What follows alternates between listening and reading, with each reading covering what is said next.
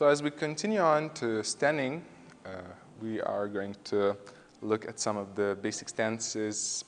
We're going to look at the basic stance, and we're going to look at some basic movements, footwork, which is quite important in Aikido. Actually, Aikido techniques are a lot based on the footwork. There's a lot of basic movements which, when you connect to each other, when you figure out the feet, the technique becomes almost obvious. So the footwork is important. Some dojos will ask you to specifically train the footwork, some won't, but most of the dojos will. So we're going to look at this right here. Also, when people ask, how can I train Aikido when I'm alone, when I don't have a partner, one way to do it is actually to train the footwork and the stance. So to begin on with the stance, the Aikido stance actually comes from the sword stance. So oftentimes we start with the right foot forward.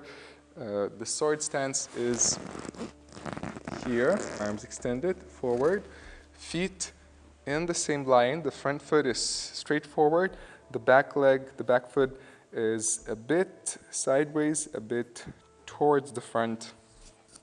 There's a fair distance between the legs. It's more or less about a bit wider than the hips. It can also vary based on the situation.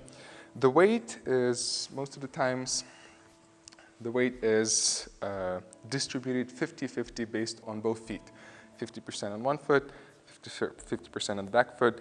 So that why it's good, because first of all, there's no extra stress on the knees or on the legs, which is good. And then to continue on, when you have equally spread on both feet, you can move both backwards and forward easily. And that's because if you have your whole weight on the back leg, not only is there more stress on the knee, which can damage the knee, but also you won't be able to move back. You will be able to move efficiently forward, but not back. And since in Aikido, we oftentimes want to deal with many attackers at the same time, you want to be able to move at all directions in that moment. Also, why the stance is good is because it's very easy to turn around and see what's behind you. So we'll look at the turning around just soon after, but here I can quickly turn. If I stand in a horse stance or just in a general stance, to turn around for me now, I need to do a lot of extra movement, which if we would slow down the video, it would take more time. Here, very quick, and also my body is a bit sideways, so there's not a lot of space for attacking. There's not a lot of openings. Right here, there's a lot of openings. Right here, I'm more safer. So if I take the center line, now I'm quite protected. And as I mentioned, the same applies to being without the sword. So if I put down the sword, or if I just tuck it in, right here, the hands stay the same as if I would be holding a sword. So that's actually one reason why we train the sword, the movements of the sword, because it actually helps us understand and become better at the Aikido stance. So again, as in the Shiho, the hands are fully extended. One arm is going to be more forward than the other one. We could go more in depth about the way the back works, the hips work, and maybe we'll do it in the future, but right now we're going to skip through that. We're going to look ahead to the movements of the feet. So if you want to turn around, first of all, the front foot turns, and then the back foot, and that's it. Right now you're facing at the other direction. Front foot, back foot. Now, as we continue looking at the feet movement, there's normally two general directions of how the feet work. Some of the dojos will ask you to always stay on the foot and turn it here, so actually you can turn both feet at the same time. But at the same time, do notice that that actually brings extra tension to the knee. So if you have knee problems, be careful about that. Although yet again, some dojos might ask you specifically to do that, to never lose touch with the ground. Other dojos, they will allow you to bring the foot up. So now I bring one foot, other foot. So there is a stepping, which is better for the knees, but you might lose just a bit of that moment, where you could turn both feet at the same time.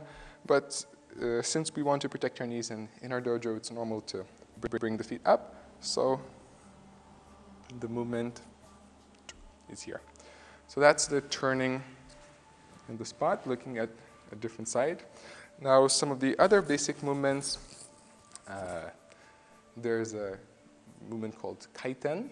So kaiten is you step forward,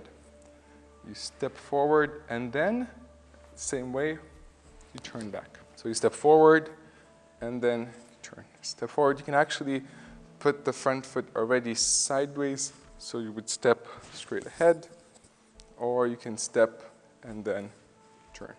Same applies with the other foot. If the other foot is forward, step, turn, step, turn.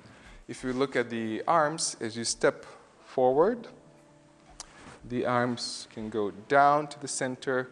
As they step around, the arms go back. So this was kaiten. Now, if we look further, there's a tenkan, which is also an important basic common movement in Aikido. So now we first turn and then step back. Turn, step back. Arms in front. Turn, turn, step back. Turn, step back. There's also some other movements, but the basic three ones was tenkan, kaiten, and now we look at irimi tenkan. So we can notice that there's the irimi, the entering, and then tenkan, the turn at the spot. So I will enter with the front foot, turn on the spot, and then turn around. So there's an irimi, an entering, and a tenkan, I shift the weight, I move back. So irimi tenkan, it's going to always turn out. 1, 2, 1, 2, 1. So this movement is very common in many Aikido techniques, so it's good to practice. It also develops your hip movements, so there's a lot of things in it. And again, there's a lot of details we could look at here, but we're going to stop at the moment at this point. And if you develop these movements on your own or with an instructor, they might help you develop your techniques too.